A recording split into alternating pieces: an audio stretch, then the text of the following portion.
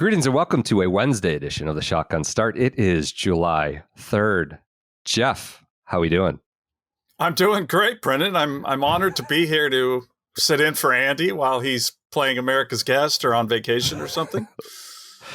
He is on vacation. I don't think he's playing golf. Okay. He is America's Guest is a good term. There's several people in the running for that. I think Andy, given his last month and a half bounding around from Texas, the East Coast, and unnamed courses in New Jersey. I saw that on Instagram. Yeah, I do think he's approaching America's Guest status. But that is the voice of Geoff Shackelford, the inimitable Geoff Shackelford. First time guest co-host here at the Shotgun Start, longtime friend of the program. I don't know why we've never had you on. That's just an oversight. You've been a friend of Fried Egg. You've been on many of our videos. You've been a critical voice in the architecture space, professional golf space. You can subscribe to his newsletter, The Quadrilateral. It's on Substack, right, Geoff? That's where we can find that. I read it in the Substack app. I know there's a lot of apps out there, but I've added the Substack app, and it's a good one. I like it. I like it for scrolling. I do open it in Gmail occasionally, but I do like when I get the notification opening it there. Just a plug, subscribe. We run a newsletter. Geoff's newsletter is as good, if not better, than ours. I think it's kind of an essential independent coverage, certainly of the most important moments, majors, people in golf. I'm not just saying that because he's here. I would say that if he was not here. So, Geoff, thank you for joining us. Appreciate it. Yeah, well, my pleasure. Yeah, it's been a lot of fun doing the newsletter and focusing on the majors, and you guys do a great job. I tend to probably put almost too much in sometimes, but I enjoy. I feel like if I leave something out, and I don't know, I feel a little guilty. So today I've been working on a little roundup of the final qualifying for the Open. So it's been fun listening to the radio broadcast and taking in some of the stuff that's been going on. Oh, it was great. It was, they do radio so well there. Being at the Open. You listen to the Open radio, so why can't we do that here? Why are we? Nothing against the serious guys. Look, we know golf radio is so hard. Yeah. First of all, but there's something about, they can get away with things there. Like, during the Open, they'll go, Jack in Frankfort, Kentucky is out washing his car and listening to us today on the Open radio. And it's like, and we would hear if we did that, we're like, would you stop? Let's get back to the golf. But there, some of the euphemisms. It's just a joy. Yeah, the euphemisms, the turn of phrases, just as they also are describing the golf. It's like entertainment, but also play-by-play. They keep it fresh. Let's start there. I suppose we should start there. It's Tuesday afternoon as of this recording. Open Championship qualifying is the hot event of the day, at least in professional golf. Sergio literally running hot. That was, I think the headlines were a little bombastic on that one, but that's what golf media does. That's why it's contracting, and that's why we're running to places like the Quadrilateral newsletter. But it was not uneventful. Sergio credits or blames being pushed through some tough conditions to pick up the pace as, I think, the primary cause for missing. He's going to miss by 2. Which was he at Dundonald? Where was he at? Sergio, which of the four? West Links. I think he was West Links, I believe. He's going to miss it by 2. There's going to be Matthew Dodberry, Sam Horsfield of Live, the Magic Stick, and Daniel Brown, the esteemed author, and Masahiro Kawamura. So Sergio's going to miss by 2. There's cell phone video of him. He's blaming fans. He's blaming officials for pushing him along. What do you make of this? Sergio's still trying, still kind of a red ass, even in these qualifying videos when or cell phone videos, I should say. Well, then they interviewed him on Open Radio, and the guy was just trying to lob some question about, what did you do to keep a positive attitude out there? And he just He just snapped. He said, yeah, good questions, by the way. Jesus, you're on a roll. I'm sitting here, and of course, I start writing it down. I'm like, Sergio, he's just trying to, help take you through this. Anyway, yeah, it would have been. And then he said, yeah, my 100th major will be the Masters now, I guess. He was in a great mood, and I don't know. He was claiming that people were not getting out of the way. Who knows? Those things that's how they are, but I don't know. That would tell me that the gallery and the group in front was the problem. I don't know if it was the people watching him. Right. Doesn't that not make sense? Does he want ropes? Does he want a full volunteer marshal service for qualifying? What is? I'm unclear. It's a big crowd compared to some of the live events. Not Nashville. I know. I don't need letters. I saw how big the crowds were there. So, but no, it's a great day. I mean, you got a kid, Jack McDonald, just made it in the playoff at. I think it was at Dundonald. I think he did it. Anyway, he lives right by the course. He's been walking by Troon with his dog and looking at the infrastructure. Just little stuff like that. A guy like that making it. Hasn't played the course, he said, since he was 12. So it's kind of the whole, we got a little we met angle going here. Sure. He's been on the outside looking in, but it's just like U.S. Open final qualifying. It's there's something it adds that is so different than just so-and-so won the European Amateur and gets in and all those other ways that you get in. And I just love that about it. We're at 16 spots across 4 locations today. Dundonald's won, Burnham and Barrow, of course, which I'm not super familiar. The others ring a bell, but I'm not familiar with B&B there. Justin Rose getting in out of there with an 8 under. Looks like he'll tie for medalist there with Dominic Clemens, I believe. That's what I see. Rose and Clemens are in out of B&B. So this is all kind of wrapping up as we record this. There's still a playoff at Royal Cinque Ports going on, but some good names, a good day, which brings us to Troon. I mean, this is on the horizon. You're heading over to Troon. Are you going to the Scottish? Will you? I know you've done that in time. It's kind of a trip to East Lothian as well. But are you going to the Scottish? What are your plans here for July? No, I'm just getting over early to Troon and getting out on the course on the weekend. I've done my Renaissance time, and lovely people who run it. A beautiful property. It works really well for the Scottish, I guess. Genesis is a great sponsor, and it's a upscale place. Just not a big fan of the course, and I don't know if the players are, but it's probably just the right tune-up. It's a little hard, maybe, but in certain winds, but it's probably just right for modern players. It gives them enough links golf. But yeah, I'm kind of I feel like it should be a huge event. I feel like it should move around the country, but that seems to not be the preference at the moment. And I also I hate the late finish. Everybody over there does, and we can discuss the merits of it the week before. But it's on Wimbledon Sunday, which is pretty much the men's final, a national holiday.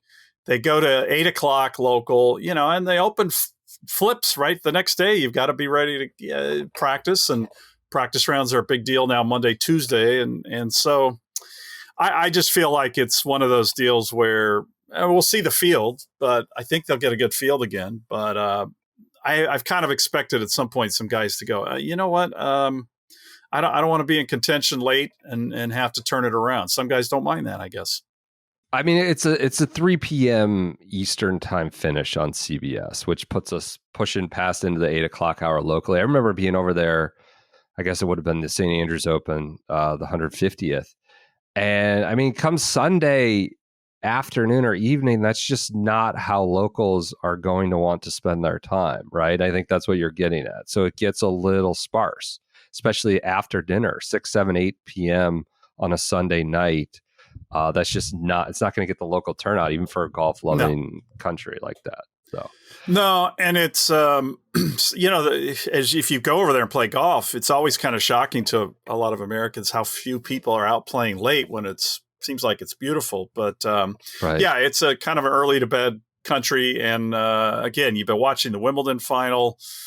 then do you turn over to the golf? I would love to see it either end on Saturday or play at a normal time and just tell CBS to put it on tape delay. I really don't think most Americans would know the difference That's true. if they show it live or on tape. I mean, some people, we'd have the usual complaining, why isn't it live? But I think we've also seen sometimes when they've shown things on tape and the rating isn't that different. So yeah, it would really help the event in a lot of ways if they played it not quite so late. So anyway, no, I'm going straight to Troon. I'm anxious to see it. I hear it is really going to be pretty tough, a lot of rough. And I just like to get to the majors early now and get a lot done on the weekend before it's and just kind of so it's a chance, as you know, to soak up the town and the little stuff or go play. I'm going to play a little golf. To get some of that stuff done is just nice because once the week starts, it just flies. And it's just good to experience these places. The town of Prestwick, the town of Troon, they're both just superb. Where are you going to play when you get over there? You said so far just Prestwick, St. Nicholas is lined up. I'm not going to do the Western Gales or Dundonald thing. We might go up to West Kilbride. I've heard that's kind of a fun, little more low-key place. And then hopefully maybe a late evening at Prestwick, which I did last time twice during the Open, which were rather memorable rounds. So I just love that. I adore Prestwick. It's as good as it gets. You mentioned being there in 16. I've been watching these, like Golf Channel does some reruns sometimes at night, and they were showing 17. Really one of my favorite all-time Geoff Shackelford moments. And like, honestly, like it's a treat to like walk around these majors with you and just listen to your, you can point out the architecture issues, maybe a conspiratorial thought here or there about what may be happening, of the player insight here. But it's the best to walk around with you. But they were showing these Golf Channel at night. And there's 17, there's Spieth on the hill.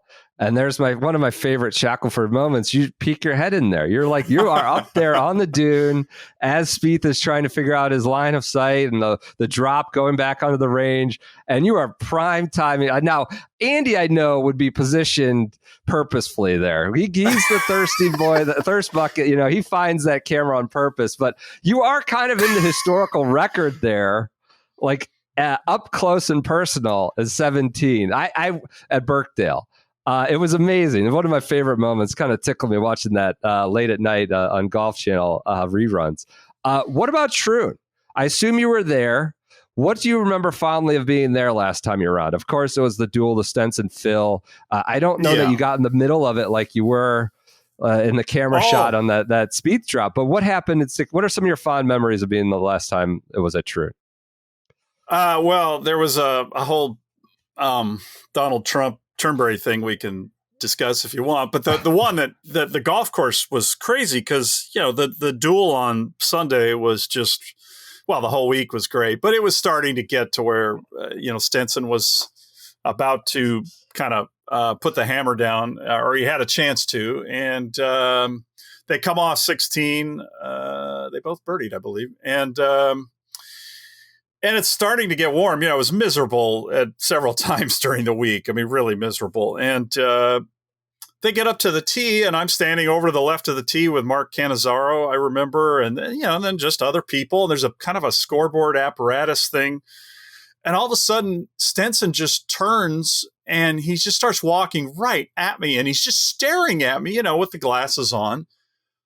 Yeah. And I'm thinking, what is going on here? And he just comes right up to me, and Cannizzaro's right next to me, and he just kind of looks at us, and and of course everybody's starting to murmur like, what the hell's going on here? And he says, excuse me, I need a little, could you shield me? I'm a little hot right now. And he said it in the driest possible way because he's just playing, he ended up shooting 63 on Sunday, and all he was doing was hiding behind this thing to take off his undershirt. And of course, everybody's looking at us, and thankfully, enough people heard him make his little dry remark that it wasn't They weren't thinking it was confrontational. And he went out there and hit this incredible shot and made birdie, I believe. So, as I recall, but and that was it. But a human shield, like some guys on the sideline of an NFL game when the guy's got to use the trash can instead of running back to the bathroom. That's you and Cannizzaro all of a sudden a human shield for Stenson as he's at the wire winning the Open. That's crazy. Yeah. Well, and he's so Mr. Stoic looking at times, but it was such an incredible performance, and just to see him in that moment when he's got the honor, just suddenly turn and walk off the tee. But I guess he was hot, and I mean, he really was hot on the golf course. And of course, Phil opened with 63 in that tournament as well, and that was really, I think he or just everybody kind of labeled a 62.5 because the ball went so far down the hole. It was such an epic round. And I don't know what number 63 that was at that point. I feel like it was about 17 or 8. It was a lot. It was up there. And then we had Brandon Grace the next year, I think. Break it, right? Yeah. So where does Troon... I think a lot of people try to, a lot of dilettantes try to suss out the rota. What is it after the old course? Is there I think ranking is obviously always a fraud exercise. Where does Troon's sort of identity for you? Where is it underrated, underwhelming? Is it kind of a classic West Coast Scotty? What does Troon do for you as an Open Championship venue? I like it. It's not my all-time favorite just because it's so spread out. It's like 2 miles to get to the postage stamp of walking from the clubhouse. So it's quite a good spread, although I believe they have a fan entrance down there. So it's not like that end of the course is devoid of vibe or anything, but you don't get quite the connection to the town in it. Again, because a lot of people come in that way. And that's always, I think, one of the things that makes certain venues pretty special. If you're able to experience that, they always try to maybe limit that. And sometimes the towns are kind of disappointed. I mean, even Hoylake last year, the town is right there, but it kind of with the train and the way people get there, it doesn't get the foot traffic quite like they always think. But I always love that element of an Open. It's a great test. It's had some amazing winners. It's flirted with an Olympic club type ability to take the great story and just put in an Arthur Havers or a Todd Hamilton. No offense, Todd, but where this Mark Calcavecchia was a really good player for a while, so it's kind of unfair to put him in the Jack Fleck League, but beats Greg Norman. So it's had some of that, but then of course it's had Palmer and Weiskopf was a very good player, and Justin Leonard kind of dominated, as I recall, that week, and Bobby Locke won there, and then the epic duel, which is probably second only to Jack and Watson at Turnberry. Yep. You mentioned to me, like, offhand, it's just like where weird things can happen, right? Like it may not be, I don't know, who knows? It may not be the best course, or it might not be the most prominent major championship venue. Let's put it that way, with a mix of history and all these recognizable holes or tenants.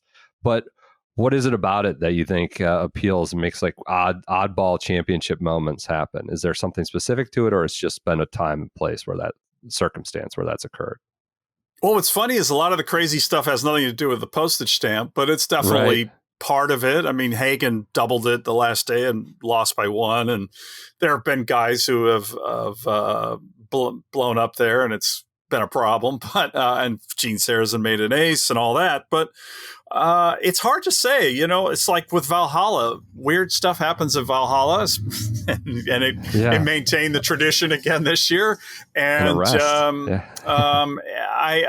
it's just for some reason at Troon, I went back into I've been fascinated by the 1923 Open, the first one they had, because they had a whole controversy with the Americans came with these punched face clubs. And the pro and his son last minute had to help everybody. The R&A outlawed these things, so they had to fix the club faces. And the son, by the way, Tom Fernie, ended up finishing 5th in the Open. Willie W.D., and he died a year later, so I don't know how good his health was at the time, but he's essentially the architect of the course before James Braid dumped all these bunkers on it. And so Sarazen went over. I'm writing a little piece for the newsletter on this. He went over. He was a U.S. Open champion. He didn't qualify. He played Mackenzie's new Portland course. He took a few shots at it at the time. By the way, all these guys wrote syndicated columns. We can't even get them to talk after the round. And and they're all writing these pieces. I'm going through newspapers.com. Sarazen wrote one, Hagen wrote one, J.H. Taylor, all these Brits. It's amazing. So they found time to pull out the old Smith, the old typewriter, and just bang out like 1,000 words too. They're great. I'm trying to think, they had a great controversy. Who would do that nowadays? And who would come and just, instead of just talking to the media, who might be open to typing up 800 words column? Let's be clear. I'm pretty sure they were telling these to somebody who then put them into, but it's still impressive because they're the next day. So somebody sat there and it wasn't like what we have now where you just put it in the laptop and you hit send. They had to do all the typesetting and everything. So it's hard to say though why weird stuff happens there. But generally, if you go through every Open, there was something pretty lively and controversial and fun. So I'm excited about that. I mean, they have a lot of weather too. That there's just that always seems to bring some element we can't even really detect. Yeah, I mean, it's clearly like, I don't know, one of my favorite times to be a golf fan, certainly this link season, but specifically the Open Championship. It's just like there's sort of a reliability of it year over year. The place has changed, but sort of the tradition of watching it, whether you're there or abroad, at home overnight, whatever it is, there's just like kind of a warmth of returning to this kind of familiar scene, familiar ritual of it. What will be a change, kind of a transition year, is Martin Slumbers. It's his last Open Championship as the R&A chief executive.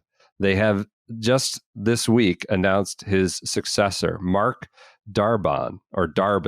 You wrote up a newsletter, quick turnaround newsletter based off this announcement. We're kind of all digesting it just now as well. He's apparently I think over at St. Andrews, or he's being introduced. He's being rolled out as the successor. Mm-hmm. It's officially going to, I think, happen in November. I think Slumbers is on through the Open, then into like the later part of the year. It doesn't seem like we know a lot about Mr. Darbon. We don't even know how to pronounce his name, or at least I don't. Exactly. I've never been good at that though. So he comes from a professional rugby operation, the Northampton Saints of the Premiership Rugby. So he's got a sports management background, and a golf, I guess, enthusiast is what you'd call him, but not a golf background per se. Anything you make of this as a successor to Martin Slumbers, and then obviously Slumbers' tenure as it comes to an end here?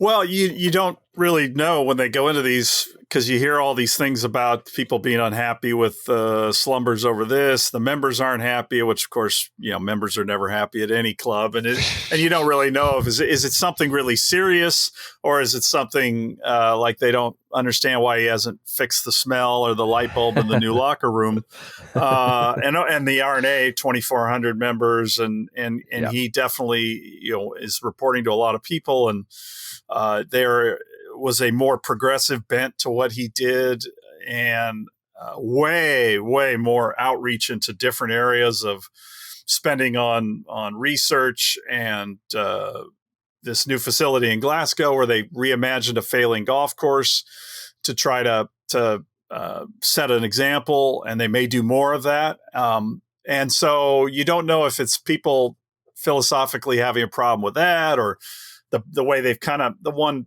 thing he's had during his tenure that I'm not as wild about. I mean, they love this branding campaign, and they've gotten a little carried away with the big slogans on the grandstands, and some of it I get, but sometimes it's a little, they're trying a little too hard. So you just don't know with the R&A.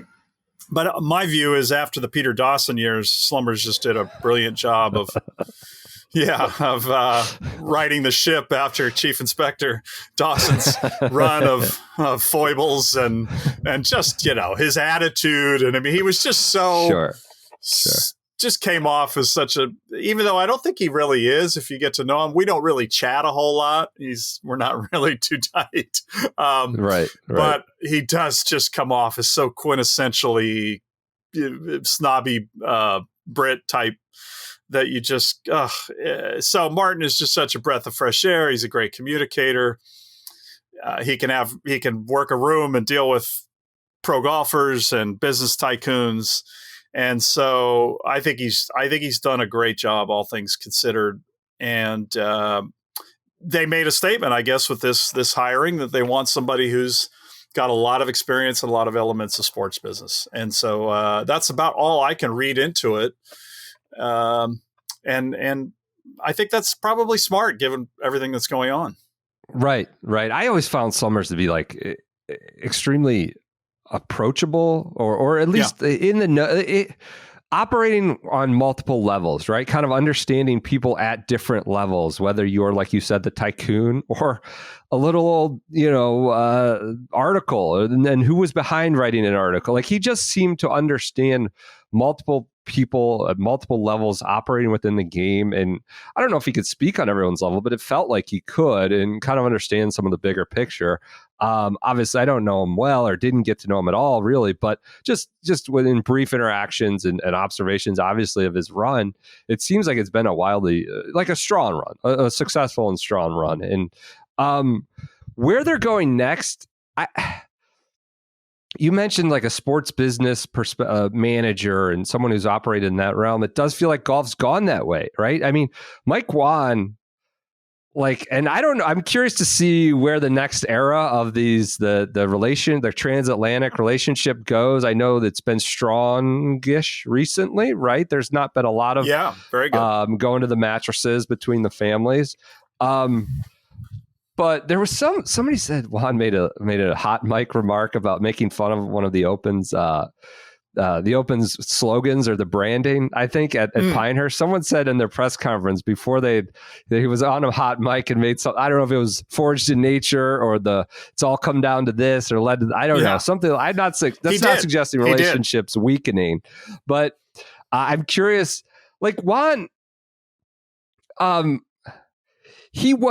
know he ran a golf league, but for me, he's like a Procter and Gamble marketing executive. Like, that's his origin story. He obviously then transitioned. He's worked at TaylorMade, then ran the LPGA, but like, he's not your golf tragic or some, like Mike Davis was a golf nerd, whatever you thought of him, good, bad, or indifferent. He was a golf nerd. The Hannigan, Sandy Tate, they are golf background, Mike Wan didn't play a Walker Cup or wouldn't have been eligible for a Walker Cup. Right. And it seems like the RNA is going sort of in this direction as well, with more of a business executive. There's a funny thing, now that I mentioned it. I think Juan, when he first came in, just a totally unrelated story, was sort of like, what is this Walker Cup? Perplexed. Like, what does this do for the bottom line? Like, what does this mean? Like, to him, and that's like, for USGA, some of the blue coats, that the sanctity of the Walker Cup far surpasses we'd rather get rid of the US Open before you get rid of a Walker Cup, or understand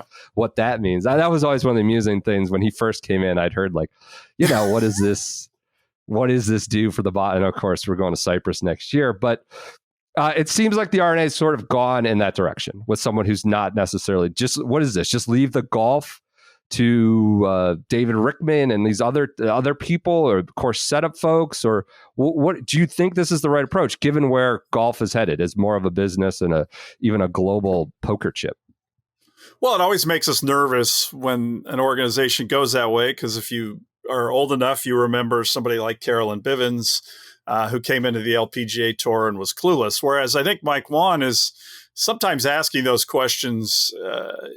I think most of the time he's just asking questions. Yeah. And he's shown an ability to, listen to what he's told and compute, I get it, and sell it. And I think Martin Slumbers did the same thing. He came in, he was kind of not getting the whole technology thing early on, and now he's he does. And same with Mike. He's able to sell it, whether he believes it, I don't know. But he's very convincing. His analogies are great. So I guess that's the thing we fear in golf is we've been lucky the last few years where we've had a Seth Waugh, we've had Martin Slumbers, people who were very successful in business and think like a business person, but truly love the game. I mean, if you've ever talked with Seth or Martin for any length of time, there was a neat moment before the 150th at St. Andrews. You guys were off having that dream round at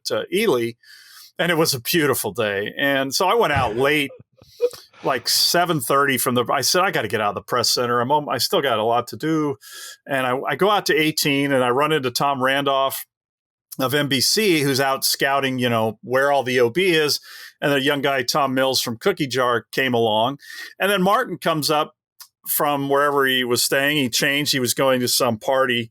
And he started chatting with us it was a good 10 minutes. And obviously Tom Randolph's a big deal. He's kind of the co-producer of NBC, but he wasn't standing there because of Tom. He just enjoyed chatting. We were talking about just different stuff. And you could tell he went, well, I've got to go to this dinner.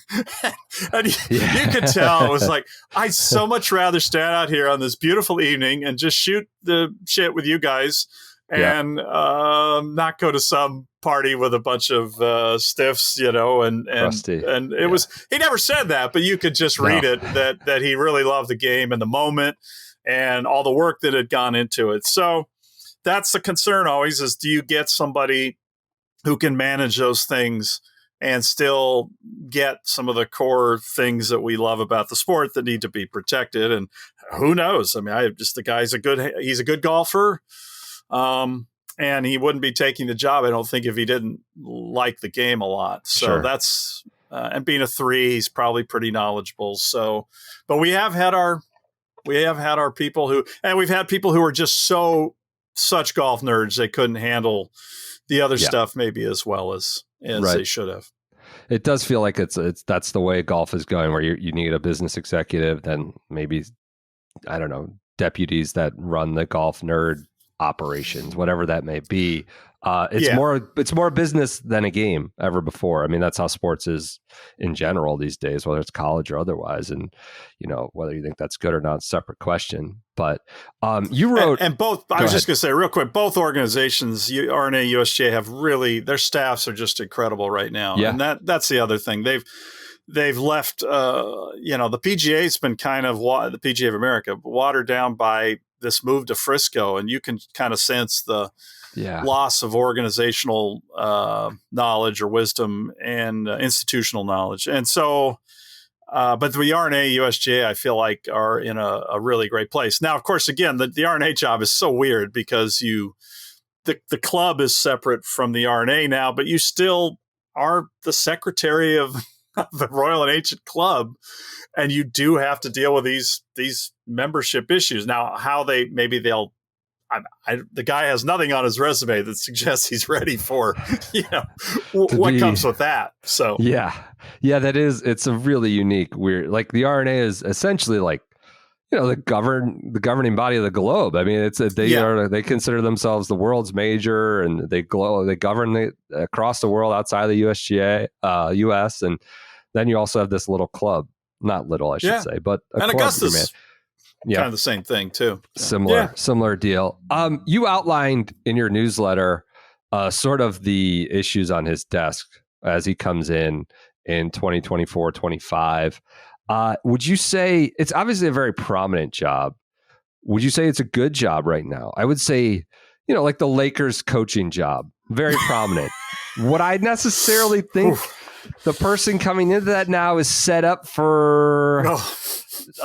it can change quickly. I'm sure they can bring in whoever, but I don't know that that's a great gig. On in reality. But like, where do you find walking into pro golf, a governing body to head it right now? Do you think that's a good job?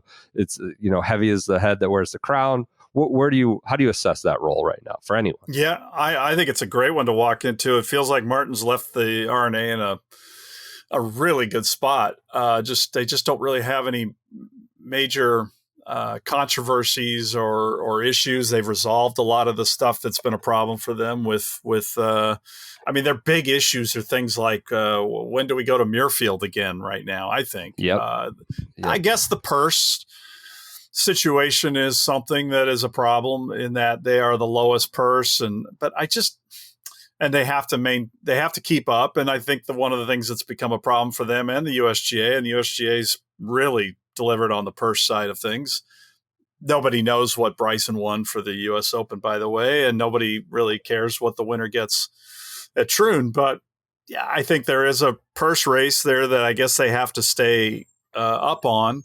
And that takes money away from some of the stuff they're trying to do. They're building a little mini headquarters. There's some golf courses that need rescuing near open venues that they could do this golf it thing, which I'm excited to see in Glasgow how that, but I heard it's going great. What is that? What is that like? Is that like Augusta trying to help the patch, or what is that? What are they trying to do there? It's a little different. It was more of a failing golf course where they wanted to do something. And I just hate to say the phrase, but kind of a grow the game thing, but also to show how to be a little bit of a different, it's something when golf was pre-pandemic struggling, a lot of us wanted to see was some sort of reimagining of a place where it's a little more family friendly.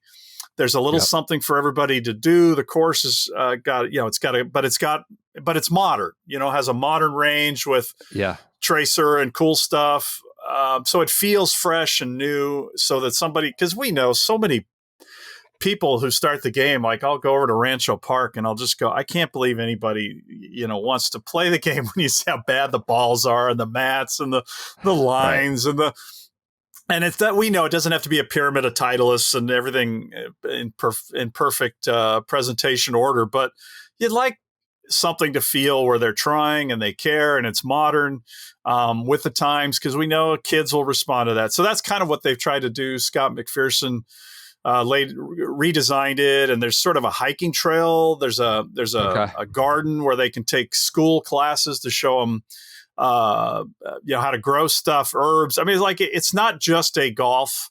It's got a community centric thing going. So I'm anxious to see, because I think we have some golf courses that could be reimagined that would do that and make the game a little more welcoming.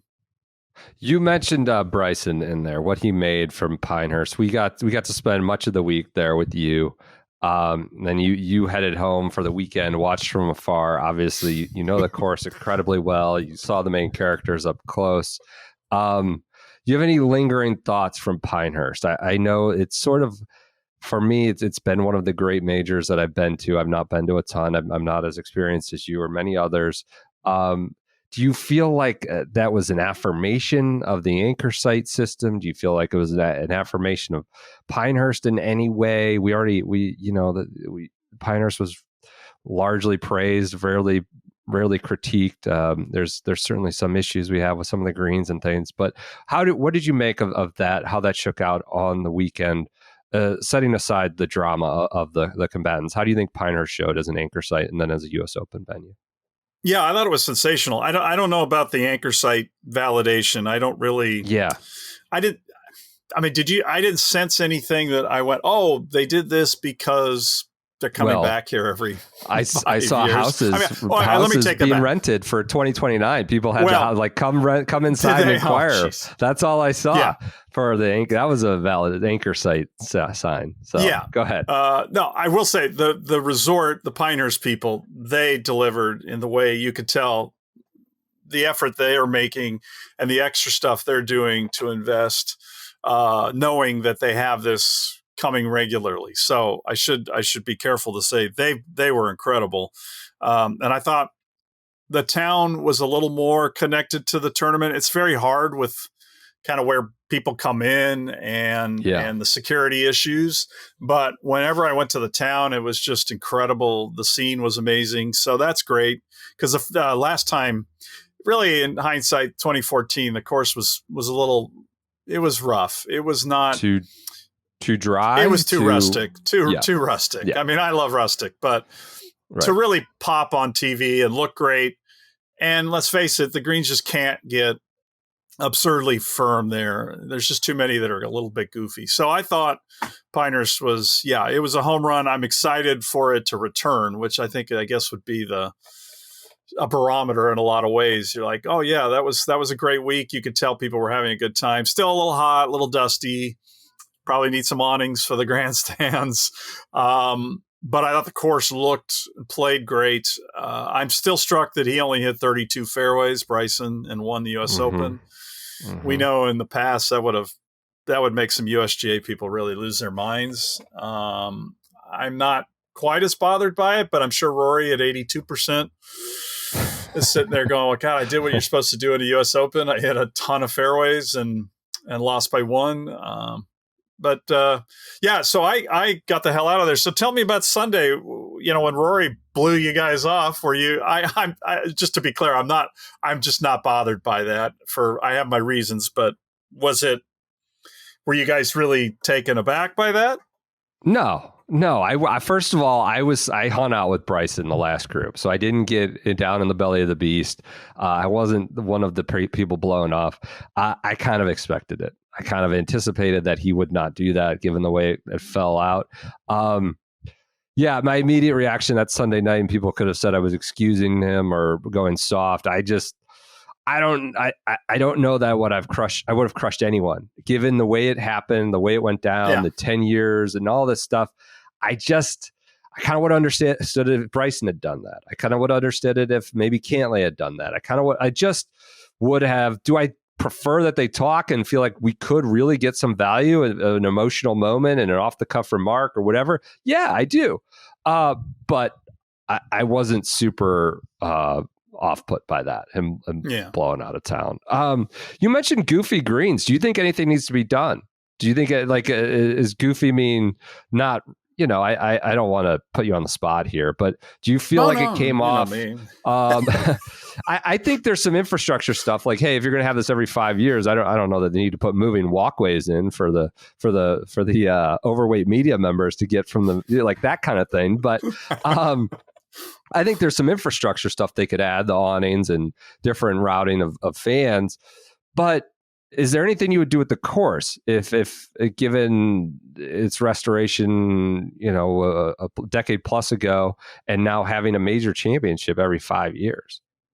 Yeah, one of the things, Ben and Bill have done such a beautiful job with the course, but the one thing, and I talked to Ben a little bit about it. I saw him on Sunday, and I tried to get it out of him, but Bill Core played there as a young guy. He's not so old that he knew Donald Ross, but he played before Reese Jones, and Jack Nicklaus was involved in some work.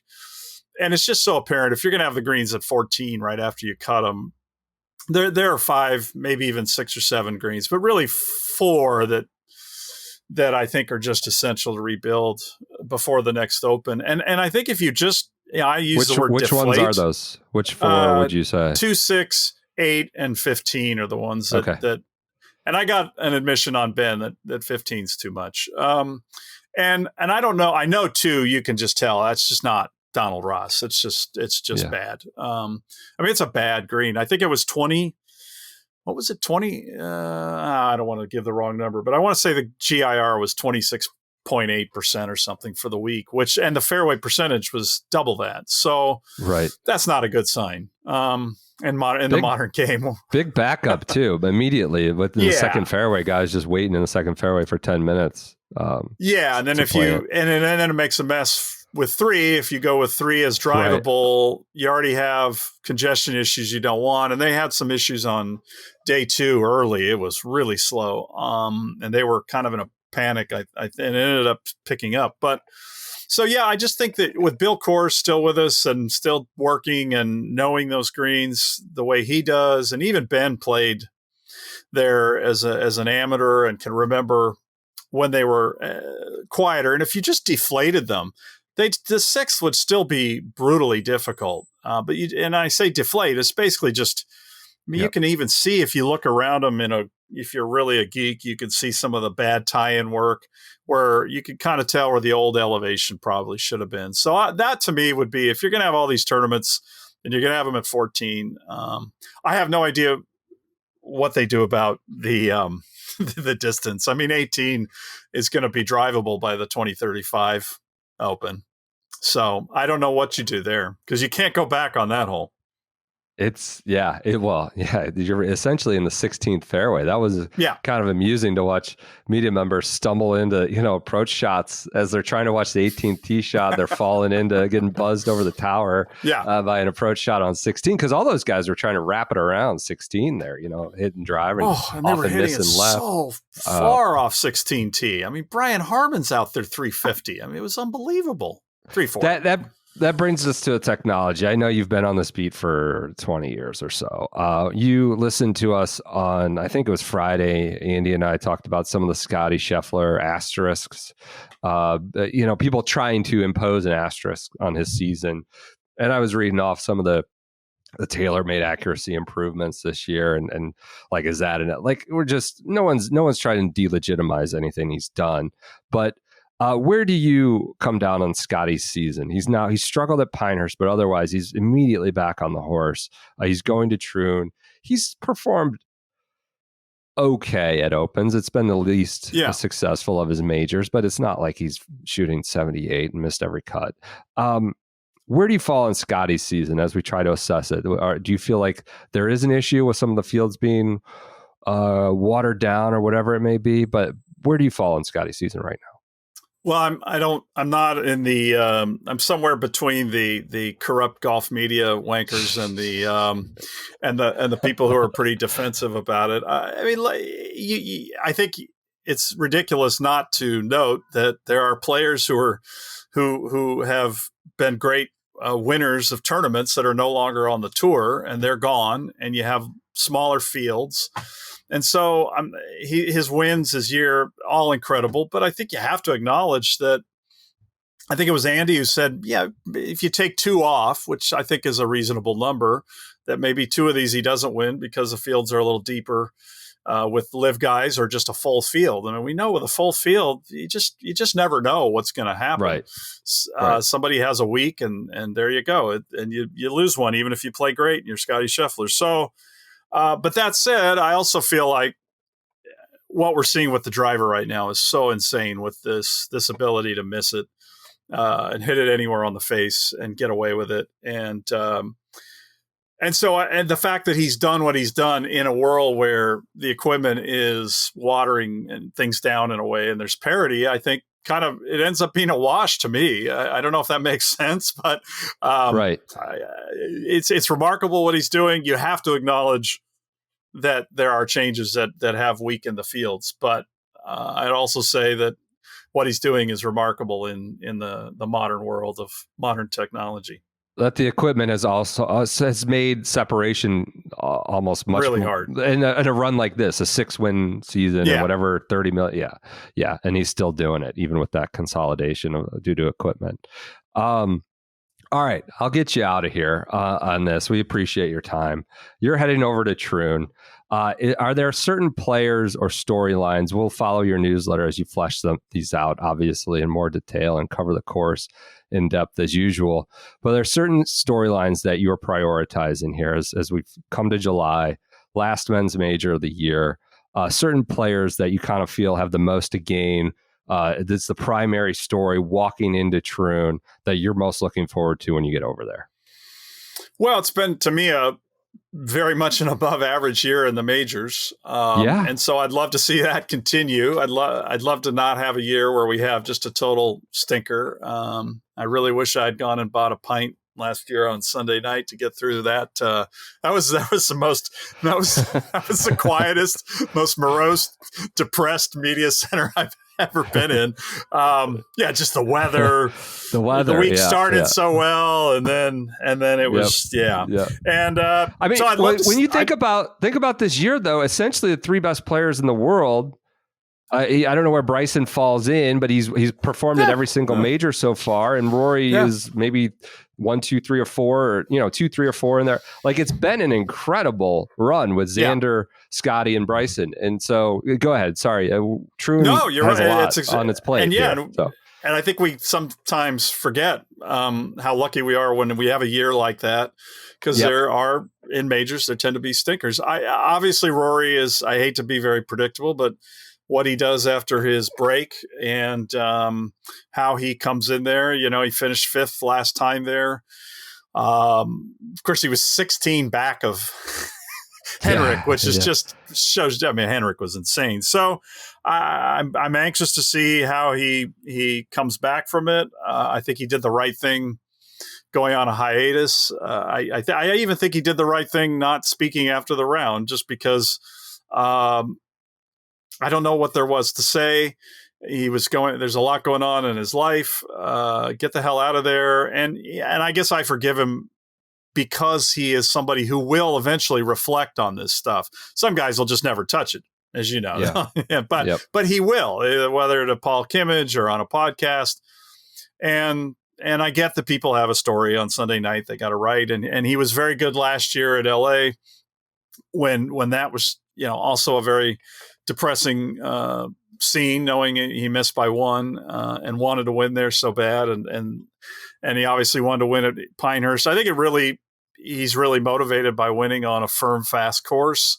Even his 1 Open was a pretty soft links. I've heard good things in terms of Troon. It's not going to be beige, but it's going to be hopefully the weather. I mean, it was awful at Donald today, but hopefully it's not too green. The rough is severe. But I think the impressive thing about him is that he plays well in any kind of condition now, and he didn't when he was younger. So he's a massive story. I think Scottie is on that very traditional trajectory of a lot of Americans. It takes a little while. And like you said, he hasn't been bad. So I expect him to contend again. He's just playing too well, and his game just screams of links golf, imagination, cool little shots around the greens. And Troon is a place, if you're hitting it well, you can really not have a lot of stress if you are a good ball striker. And through the years, it's pretty much shown that. There have been a few exceptions. So, and then, it would be nice at some point if Patrick Cantlay did something in a big event got hurt stayed there this week. I mean, he had a great chance at Pinehurst, but I think overseas it would be nice to see him show a love of links golf. But how do you get hurt training for the deer? Like what is deer specific training? What constitutes deer training? I mean, is it mowing the grass? Is it out there? Like, did you get hurt? I think it's tractor related. I do. I think they're kind of on the Louis model. But it would be not. I mean, he had a great chance there. If Bryson bogeys the last and he makes his putt, he had a shot there at being in a playoff. And so that was a big week for him. But it's time to show something a little on the other side of the Atlantic.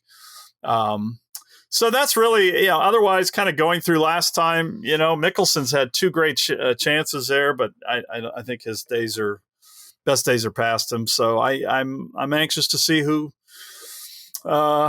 plays well and what they do to kind of accommodate the course. Is there anyone from LIV you most miss kind of seeing at these highest competitive levels? I'm not talking PGA Tour. I was driving yesterday, and I don't want to get us off track here at the end, but like Patrick Reed is no longer a party to the proceedings at any kind of majors. Yeah. He's not even qualified for the U.S. Open. That's a separate question. But is there someone you kind of feel like we've been, I don't know, cheated or robbed, but it just haven't got the full serving that we should have, that you miss most maybe at these highest competitive stages? Well, he's one in that he took majors so seriously, got there early, really grinded in the practice rounds and he contended. And I really think he's somebody who has been most hurt by the move, just because he is somebody who likes that kind of golf, likes tough courses, big venues, always seems to deliver some controversy and entertainment. Right. And of course, Bryson's the obvious one. And we knew that when he left. And then now that he's become more likable and a little more of a showman in a consistent way, he was always a showman, but the mood swings are gone with the better diet and whatever else he's done. Age, Yeah. losing his father, everything. He's been through a lot.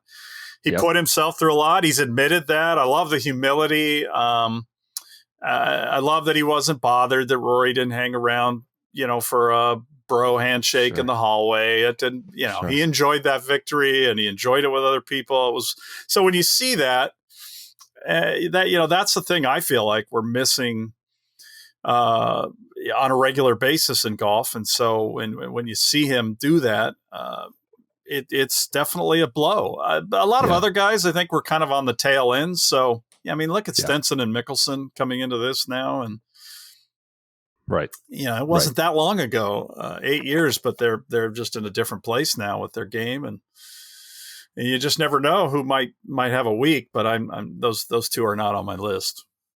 Well, on our reading list for the Open will be the quadrilateral. You can subscribe. Thank you. Google the 2 words, the quadrilateral. If you don't, know exactly where to subscribe. Geoff and golf. Yep. The quadrilateral is probably the easiest way. It's on Substack. I'm a paid subscriber myself. It's worth it. There's only a handful of newsletters I pay for. That is one of them. You are one of the great voices to have in the game. We appreciate you coming on the Shotgun Start. Thank you, Geoff, for joining us. It was my honor, Brendan. I'm a regular listener, and I'm thrilled to be here. And I look forward to hearing about wherever Andy has been that allowed me to have a chance to chat with you. All right. Thanks, Geoff. All right. Take care.